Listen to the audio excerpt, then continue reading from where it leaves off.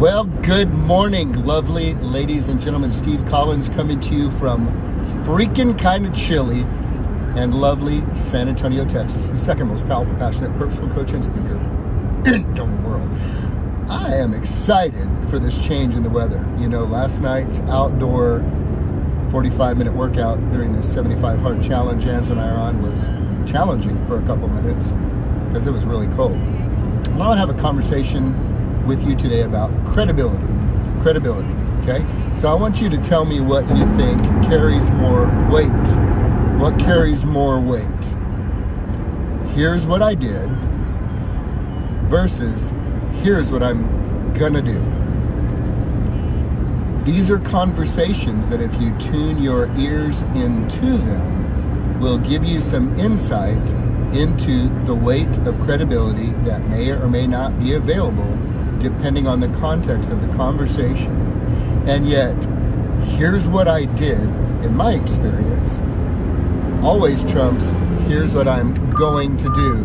Let me give you, hey, my car agreed with it. Thank you, Mozzie. Good girl. So when we think about credibility in terms of past performance versus future projection, it lends itself to the reality that what can be viewed as having been performed and executed tends to, most of the time, carry more weight and credibility than here's what I'm going to do. I'm going to take you back very quickly to a conversation in my past years and years ago, 31 years ago. I'm not ashamed of my past. My past is what made me who I am. From 13 to 20, I used drugs every day, ended up getting taken into legal custody, protective custody by the legal system, and committed to the Texas State Hospital, known by men and women far and wide as the crazy house or the nut house, where they give you long jackets with extra long sleeves.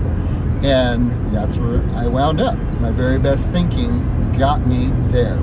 So there was a time, an evening, when I had an experience during a baptism. I accepted Christ on a Friday, got baptized on Sunday, and on that Sunday, during my baptism, something happened that nobody told me could happen, and that is the addiction was broken, gone. One-step program. I don't know why it works for me that way and not that way for a lot of other people. And yet, during that baptism, when I had that addiction break and it was gone forever, I knew it. You see, if I was a veteran who had a missing limb, or if I was a crippled man, or if I was a blind man, everybody around me would be able to tell that guy got healed.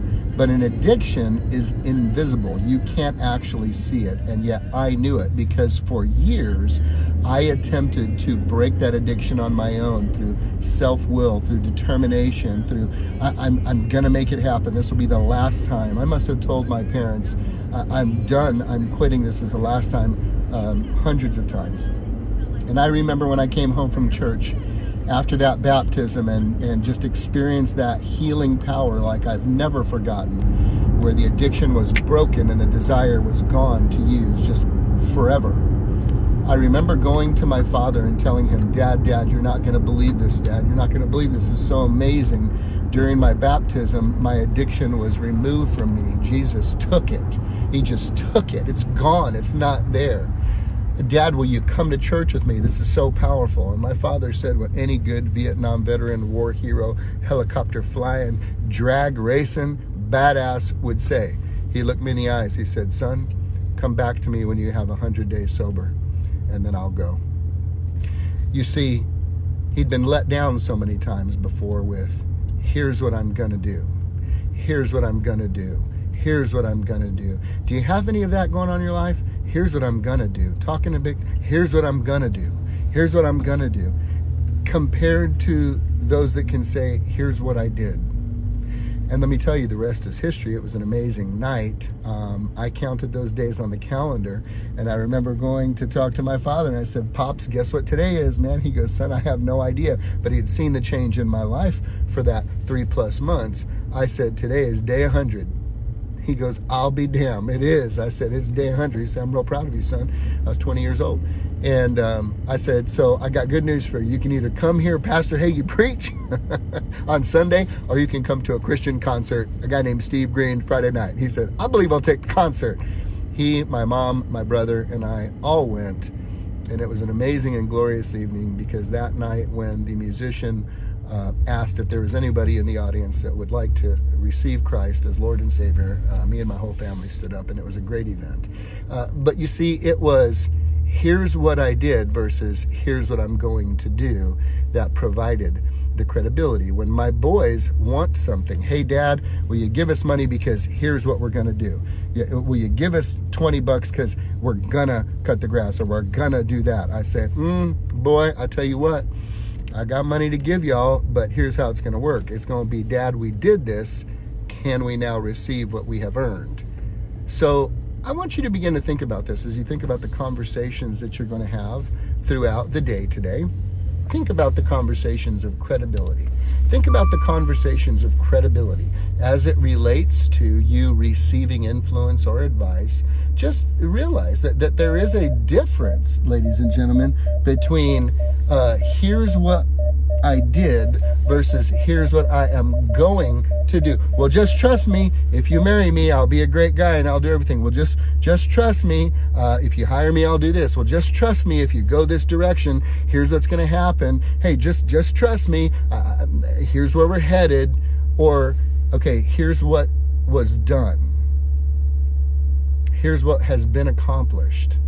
And here's where we're going from here, resting on and jumping from that place of accomplishment.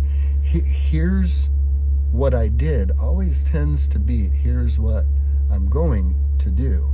Where does the credibility lie? Only you can decide, but I will tell you this. Coming to someone with here's what I did and here's where we're headed is very different than I know there's not a history there, and yet here's what I'm gonna do. You just weigh that for yourself. It's one of the things that I use in conversations when I communicate with people. I'm just curious about what track record, what history do I have to look from to see the trajectory of a person. And because who influences me is significant to me.